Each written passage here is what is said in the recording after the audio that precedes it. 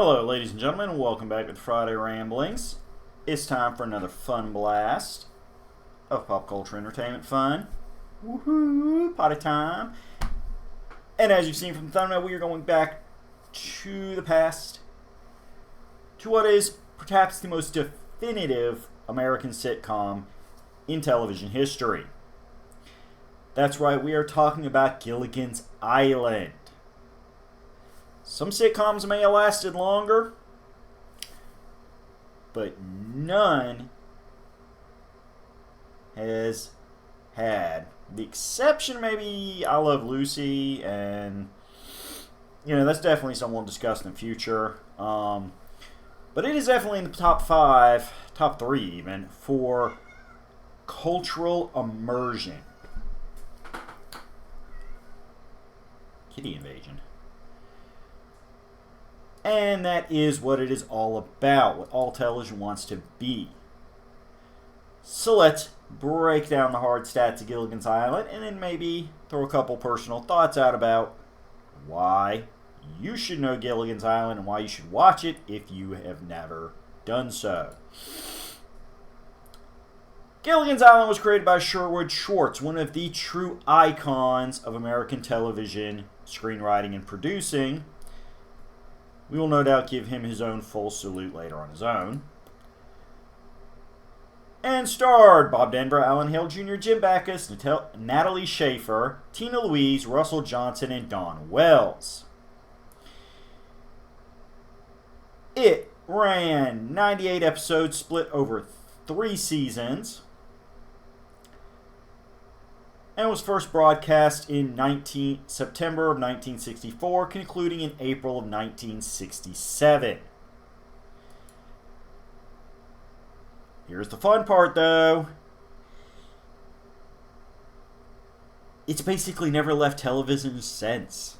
The run of original new episodes was, as we said, 3 years, but it has stayed on air, airing those 98 episodes over and over again ever since. Which, quick math for you, 1967 to 2024 is 57 years.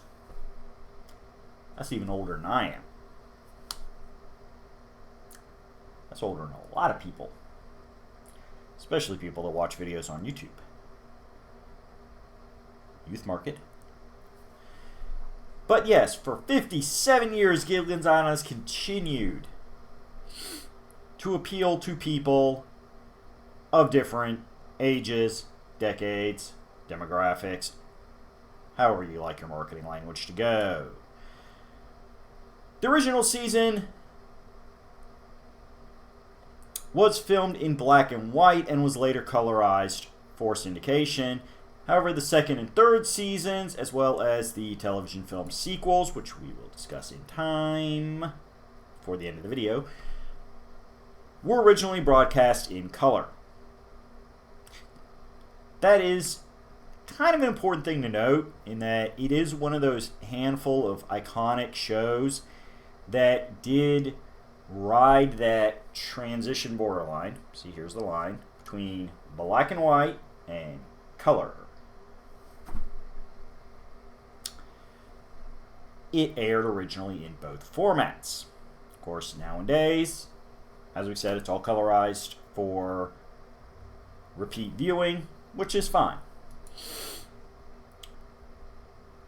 Gilligan's Island received solid ratings through its original run. It was popular. It is not one of these things that ended up becoming big later on. No, Gilligan's Island was always appreciated. However, its popularity has grown, especially in the 70s and 80s, thanks to syndication running the show in the late afternoons. So, for those of you who may not have seen it, and no, I will not sing the theme song, mostly because I'm getting a little tongue-old mouth,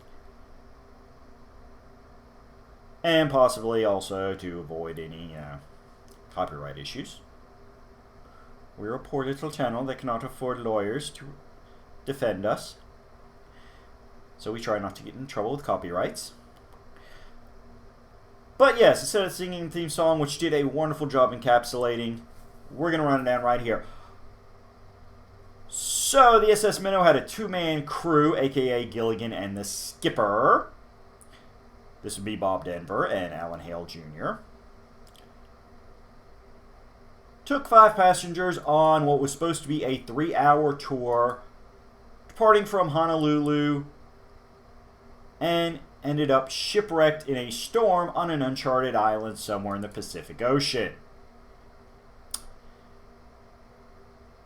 The 7 people then spent quite a good amount of time building their own little island village and, despite their various cultural backgrounds, learning to work together. Now, what do I mean by various cultural backgrounds? Okay, let's break it down. You had Thurston Howell III and his wife, Eunice Lovey Howell. Thurston being a Wall Street millionaire. Ginger Grant, a Hollywood movie star. Russell Johnson as the professor, an actual college professor with a PhD, who is officially has the birth name of Roy Hinckley, although 99% of the time you will simply hear him referred to as the professor. Kind of like the skipper. His name is technically Captain Jonas Grumby, but he is simply the skipper. Dawn Wells showed up as Mary Ann Summers, a wholesome farm girl from Winfield, Kansas, who won the trip and tour in a lottery. So there you go. You got your businessmen, your academics, your blue-collar Midwestern girl, your pampered Hollywood star, and of course, your 2 sailors. Now, I'm going to go and throw this out because we're talking about different cultures. Let's keep a fair mind about this. Let's keep chill about this. Yes, this show is like many produced during the 60s that had a finite cast to it. It is an all-white cast.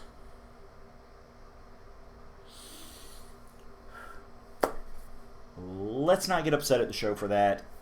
It is the culture of the times. It's what they were working with. I know some of us want to talk about things. We want to make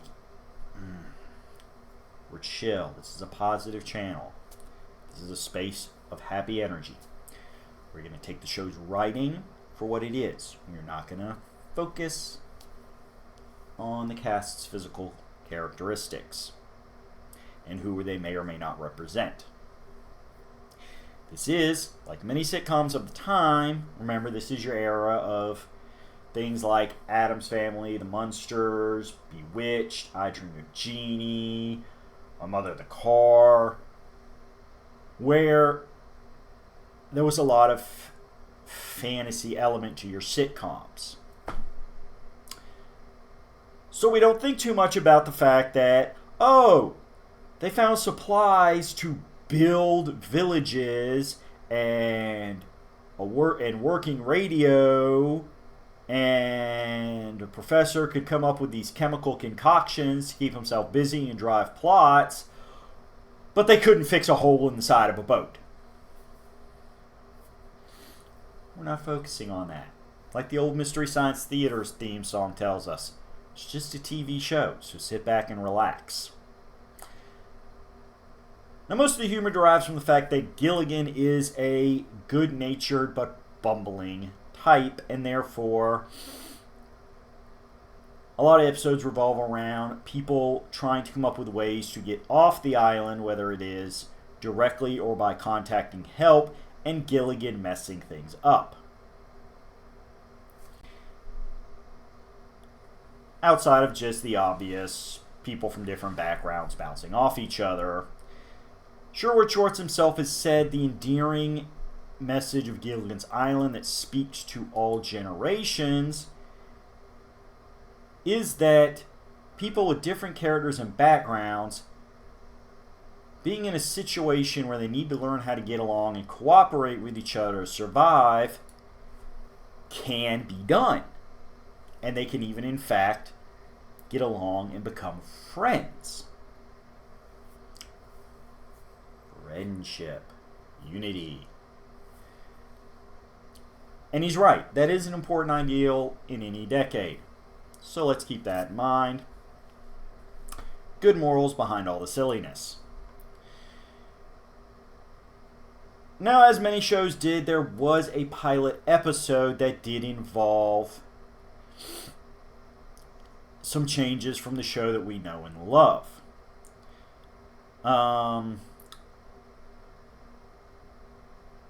There were some casting changes. There were some character changes. 3 characters who were in the pilot that did not make the show itself properly were 2 secretaries and a high school teacher. The high school teacher was rebooted into the professor and was instead played by John Gabriel instead of Russell Johnson. Ginger the movie star was still Jane Ginger, but she worked as a secretary and was played by Kit Smythe. Tended to be more sarcastic in her humor than the later incarnation, who Ginger as the movie star tends to play off more as the so successful she's become isolated from daily do-it-yourself responsibility type things.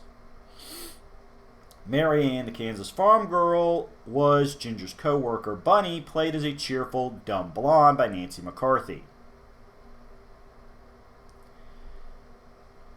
The pilot has been shown a couple times on TV, usually as part of Gilligan Island anniversary milestones, which is part of how this information has been verified.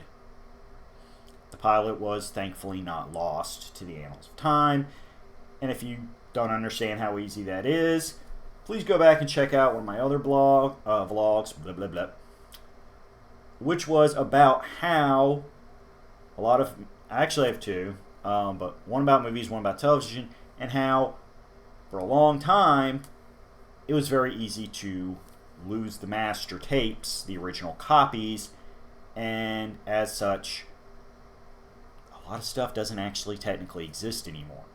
It's really interesting.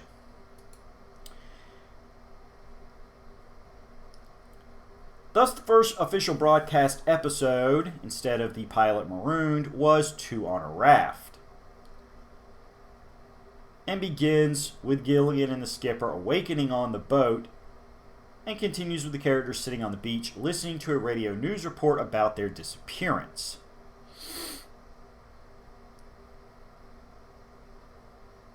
So, there you go. They basically went off and running, relying on the theme song to lay out most of the initial plot, which it did, and since it aired in front of every episode, even if you came into the show after the first episode, you knew exactly what was going on.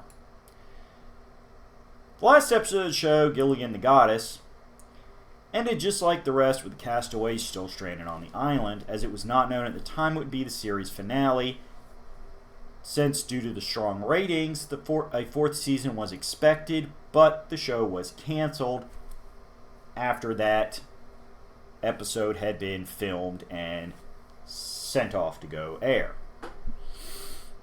Sad times. So what do? Well, eventually, you get to television movies to pick things up and kind of resolve issues, potentially. The bulk of the episodes use variations on 5 recurring basic plots. Life on the island, where they manage to make a variety of useful objects from bamboo, coconuts, gourds, vines, and other local materials. This is where a lot of your fantasy element comes in, and the professor's genius and intelligence gets into the nonsensical. Visitors to the island, which served as one of the biggest challenges to a viewer's suspension of disbelief, which was the remarkable frequency with which the remote, uncharted island is visited by an assortment of people, all of whom either refuse or fail to help rescue the castaways. Because every show eventually has to have a guest star or two. Dream sequences in which one of the castaways dreams there's some character related to that week's storyline, with the other castaways appearing as alternate characters within the dream. Piece of news concerning one or more of the castaways is heard over the radio and causes distress or discord among them. And finally, the appearance or arrival of unusual objects to the island, such as a World War II naval mine, crate of radioactive vegetable seeds, a live lion, a robot, yada yada, arrives and disrupts the status quo of the island for a short period. Most of the comedy derived from the slapstick stylings of Skipper getting exacerbated by Gilligan's bumbling, foolish ways, and harkens back to the old vaudeville days, specifically Laurel and Hardy. And if you don't know who Laurel and Hardy are, go ahead and YouTube it. Ooh, cross promotion, because these videos are on YouTube. You see what I did? Because that is truly some classic comedy that the more of it you watch, the more you realize, even to this day, people are doing homages to Laurel and Hardy when it comes to two-man comedy.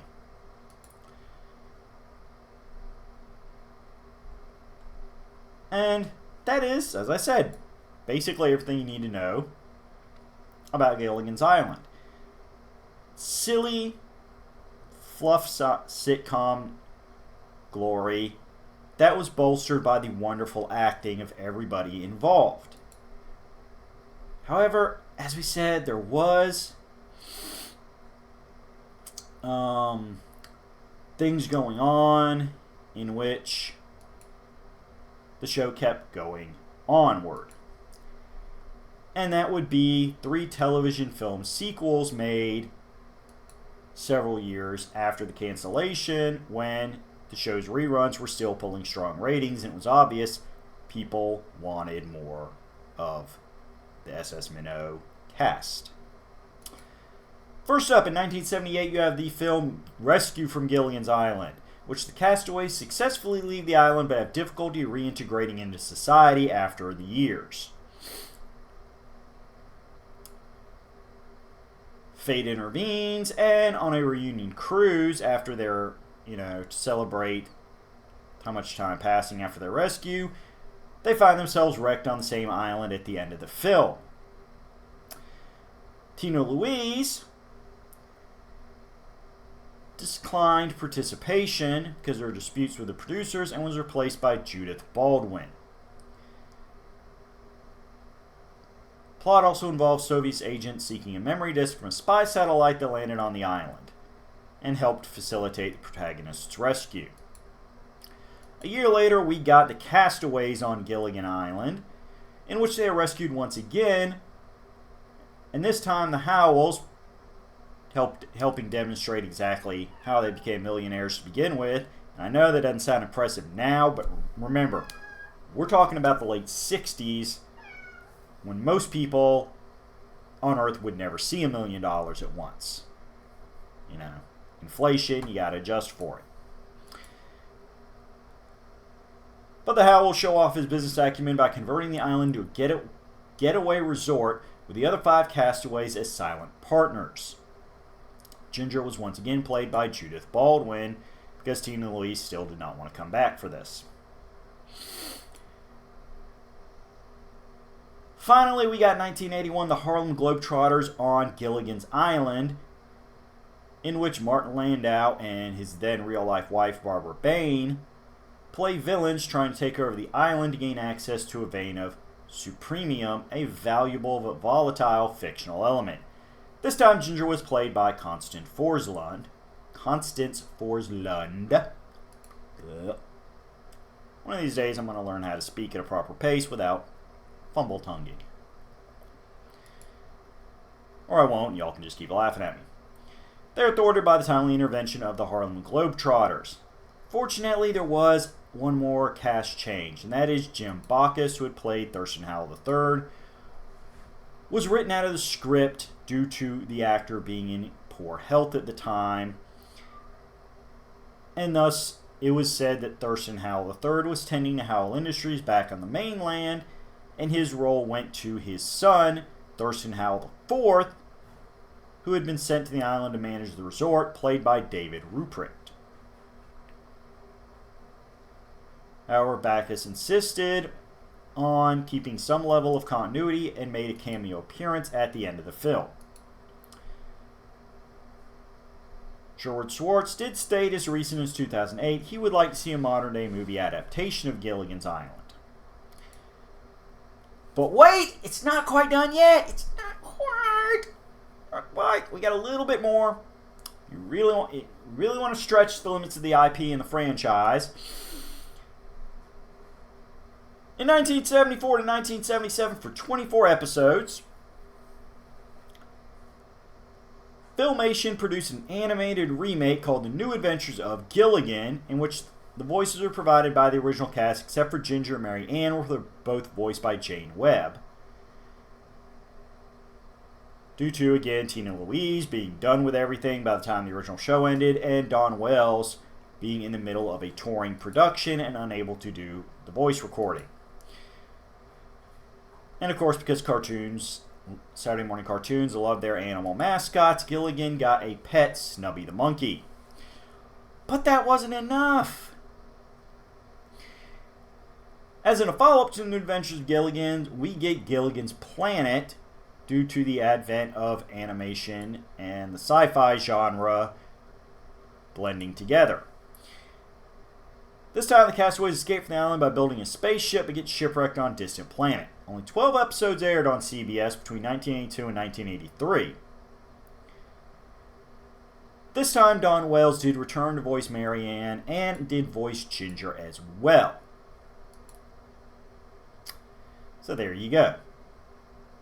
Her touring production ended. Don Wells was willing to come back along to it. There was also Gilligan's Island, the musical, produced in the early 1990s, with a script by Sherwood Schwartz's son, Lloyd, and songs by Schwartz's daughter and son-in-law, Hope and Lawrence Juber.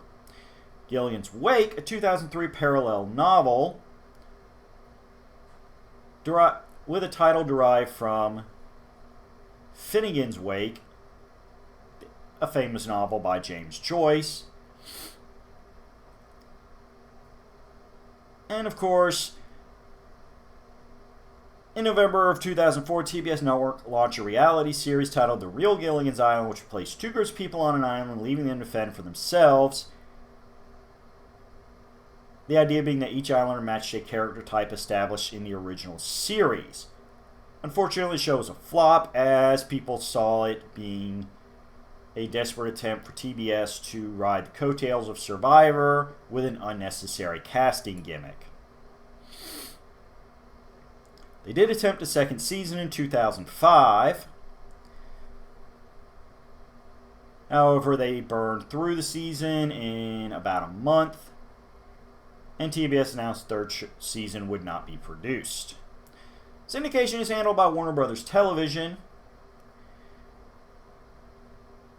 due to them acquiring United Artists Television's share of the series,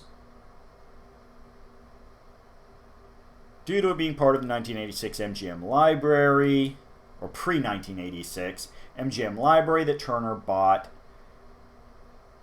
which is a whole big mess of things. Oh, the history of MGM is that's going to be a long video to cover. It aired on TBS from 1986 to 2003, which is when it initially had the season 1 colorization done. TBS also aired it. TBS aired it in the evenings and weekday mornings. TNT aired it at some points in the 90s. Nick at Night would later air it from 2000 to 2001 before shifting it to TV Land. It has also appeared on the Hallmark Channel and MeTV.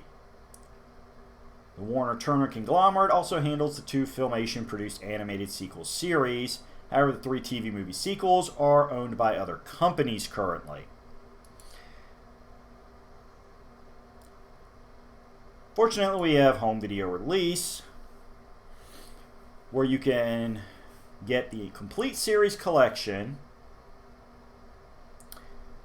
and just have everything all at once if you don't want to track down which TV channel or streaming app it's currently on. Good times.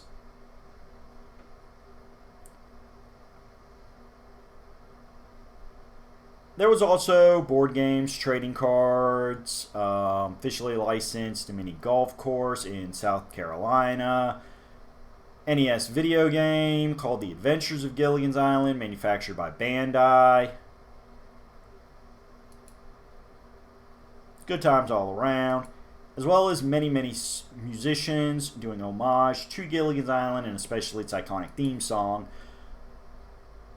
And to wrap it all up, here we go, folks. The most important thing of Gilligan's Island when it comes to pop culture, and that is the big debate. Do you prefer Ginger the movie star or Marianne the good old hometown girl?